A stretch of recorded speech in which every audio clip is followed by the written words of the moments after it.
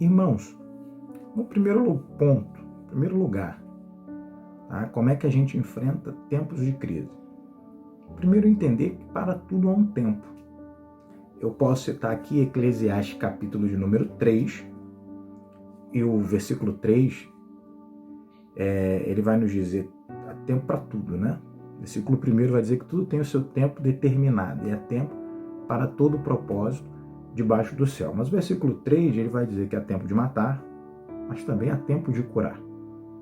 Há tempo de derribar, ou seja, desfazer, e há tempo de edificar, ou seja, tempo de construir. Então, eu preciso entender que para tudo há um tempo. Para tudo há um tempo. E aí a primeira pergunta que eu faço para os irmãos é: será que o tempo de crise chegou na sua vida? Primeira questão que a gente precisa se perguntar: mas como assim? Que muitas das vezes esse tempo ainda não chegou. Note bem, o mundo passa por um tempo de crise, mas o mundo que nós estamos falando pode não ser você.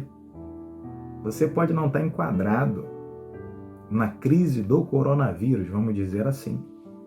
Por que que todo mundo está na crise do coronavírus e você também tem que estar? Já se perguntou isso, meu irmão?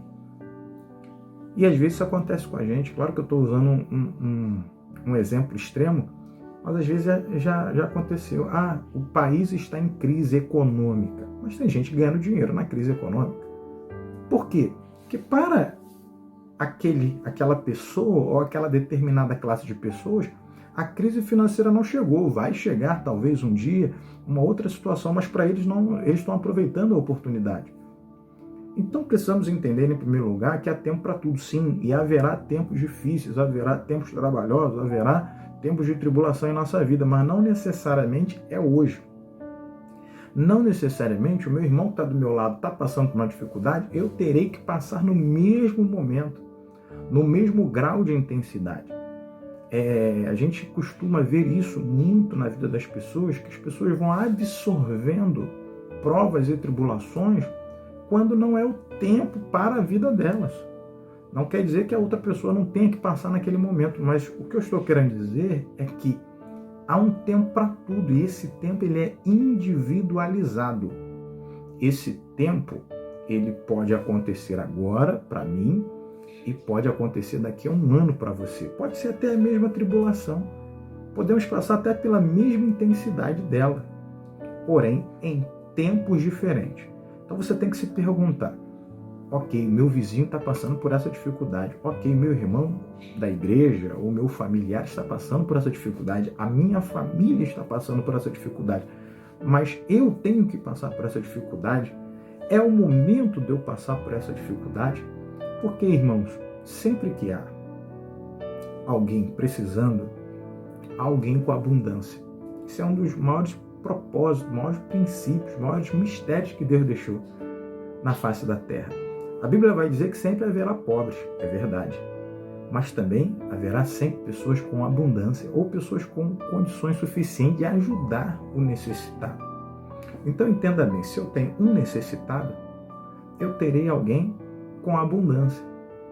E essa pessoa, estando dentro do propósito de Deus, entendendo o tempo para a vida dela, ela vai compreender que ela não está no tempo de crise, ela não está no tempo de escassez, mas ela está no tempo de abundância para que ela possa ajudar o irmão ou a pessoa que estiver necessitada. Um dos maiores exemplos que a gente vê Deus fazendo, utilizando-se desses meios, é a vida de José. José do Egito, ele passou por tempos de grande tribulação, enquanto sua família não estava em tribulação. E a sua família, seus irmãos, especificamente falando, foram os algozes, né? Foram quem lhe colocou na provação. Mas você vê que Deus estava trabalhando, porque Deus ele enxerga de uma outra maneira. Deus vê lá de cima, Deus vê do macro. Nós vemos o micro, ou seja, enxergamos praticamente apenas em volta do nosso umbigo. Não temos uma visão muito grande, nossa visão, nosso pensamento é muito limitado. Deus tem visão de mundo. Deus, quando olha para o ser humano, não olha só para você, ele olha para a sua vizinhança, ele olha para o seu bairro, ele olha para o seu país, ele olha para o continente, ele olha para o mundo. O mundo, hoje, principalmente no mundo globalizado como o nosso, se eu mexer uma vírgula aqui, isso vai gerar efeito lá do outro lado do mundo. Uma folha da árvore que cai aqui, eu estou falando, claro, simbolicamente, mas para os irmãos entenderem, uma folha da árvore que cai aqui no Brasil vai gerar efeito lá no Japão, do outro lado do mundo, como costumamos dizer.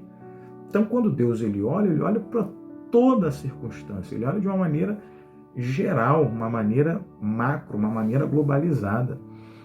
Então, José, ele passou dificuldades e Deus permitiu, mas tudo tinha um propósito. Em nenhum momento Deus está fora da condução do processo. E qual era o processo? Era na vida de José também. Deus tinha um compromisso com a vida de José, mas ele também tinha um compromisso com o povo de Israel, que estava sendo originado pelo pai de José, Jacó. Então você vê que Deus está no controle, ele vai usando, ele vai colocando as coisas nos seus devidos lugares, no tempo adequado.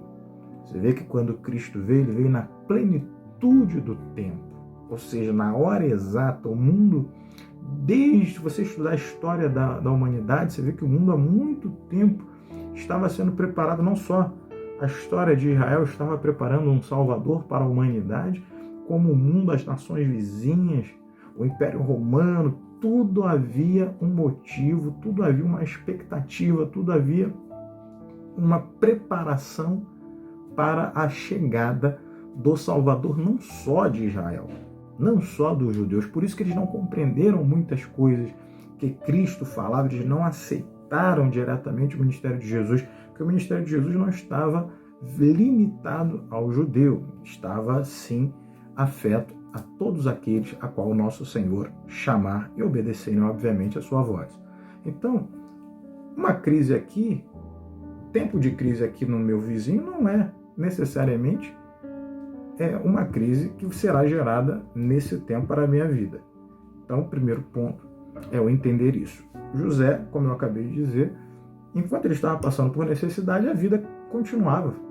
Enquanto ele estava no Egito, passando por dificuldades tremendas, foi até preso, seus pais sua família estava em Canaã e seguindo a sua vida. Depois a situação mudou, agora é a hora do tempo de crise, tempo de escassez, tempo de fome sobre a terra. Canaã foi muito assolada, aí é o tempo da exaltação de José. Por quê? Qual era o princípio de Deus aqui? Que José, então, agora no tempo de bonança, ele fosse um canal de bênção, um canal que sustentasse, uma coluna de sustento para o povo de Israel, para a sua família. E foi isso que aconteceu. Então, a primeira pergunta que eu preciso me fazer: esse tempo de crise é para mim? E não, irmão, sair já entrando na provação, sair já entrando em depressão, sair já entrando com espírito de derrota, porque, mas está todo mundo, sim, está todo mundo desse jeito, mas eu não sou todo mundo. Eu não estou pregando um triunfalismo, uma soberba, um egocentrismo, não. Estou pregando que você tenha a visão de Deus, que você saiba o momento de Deus falar com o ser humano e qual é a sua parte nisso, para que você dê lugar e seja usado por Deus. Então entenda, saiba qual é o momento. Esse momento de crise é para mim, esse momento que as pessoas estão sendo acometidas de várias situações adversas. Eu também terei que passar por isso nesse momento. E se as coisas espere acontecer, não fique adiantando. Bênção a gente até adianta, Olha, eu já quero logo a minha bênção. Provação, não. Espere. Até a bênção também, tá? Até a bênção também você deve esperar.